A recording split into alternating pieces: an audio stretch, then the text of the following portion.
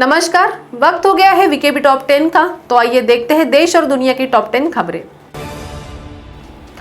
भारत सरकार ने कोविड-19 संक्रमण का इलाज करने वाले अस्पतालों, डिस्पेंसरी और कोविड केयर केंद्रों को मरीजों या उनके आश्रितों से 2 लाख रुपए से अधिक का नगद भुगतान स्वीकार करने की छूट दी है। यह छूट 31 मई तक लागू रहेगी।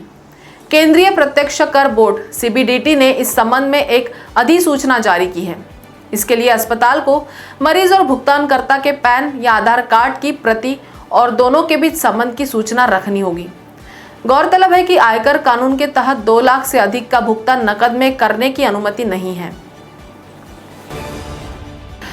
कोरोना महामारी पर काबू पाने के लिए राजधानी दिल्ली में चल रहे अब तक के सबसे बड़े कोविड-19 वैक्सीनेशन अभियान पर मुख्यमंत्री अरविंद केजरीवाल ने शनिवार को कहा कि यदि हमें पर्याप्त मात्रा में वैक्सीन की डोज मिलती है तो हम 3 महीने के भीतर टीकाकरण पूरा कर सकते हैं।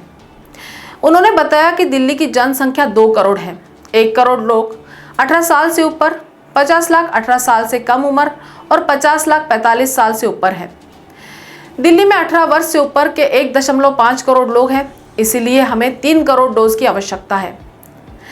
इनमें से दिल्ली सरकार को अब तक केवल 40 लाख डोज ही मिली है। हमें 2.6 करोड़ डोज और चाहिए।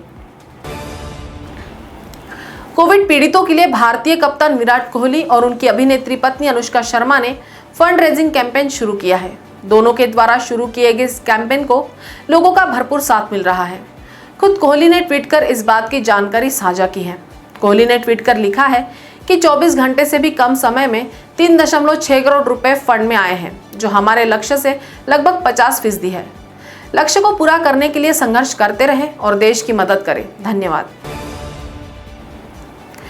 विश्व स्वास्थ्य संगठन ने शुक्रवार को वैश्विक टीकाकरण अभियान को बढ़ावा देने के लिए चीन की पहली वैक्सीन के इमरजेंसी इस्तेमाल को मंजूरी दे दी है।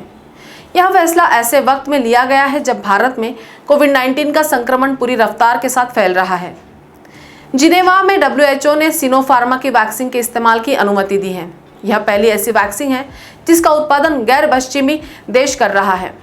बता दें कि कोरोना के खिलाफ सिनोफार्मा की वैक्सीन खासी प्रभावी मानी गई है।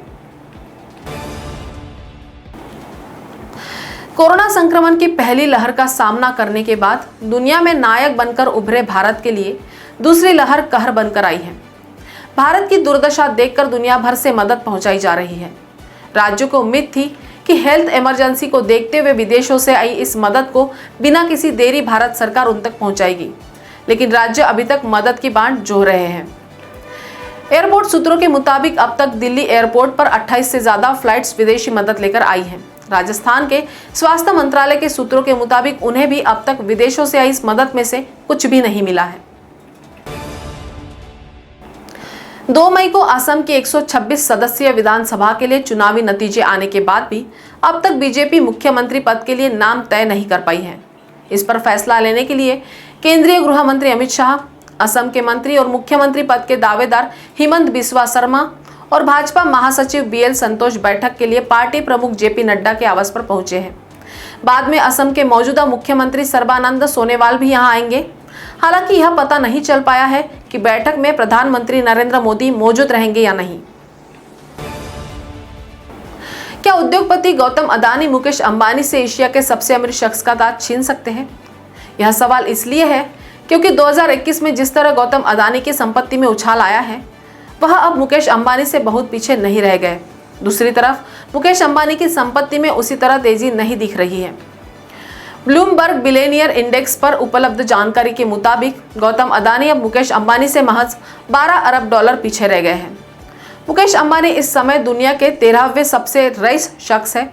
उनकी कुल संपत्ति 74.10 अरब डॉलर है। वहीं गौतम अदानी की कुल संपत्ति 62.70 अरब डॉलर है।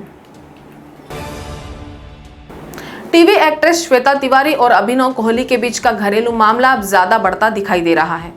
जहां इस वक्त एक्ट्रेस श्वेता खतरों के खिलाड़ी सीजन 11 के लिए दक्षिण अफ्रीका के केपटाउन शहर के लिए रवाना हो चुकी है। ऐसे में अब श्वेता तिवारी के पति अभिनव कोहली ने एक पोस्ट कर बताया है कि एक्ट्रेस अपने बेटे रेयांश को मुंबई के होटल रूम में छोड़कर विदेश केपटाउन रवाना हो गई है।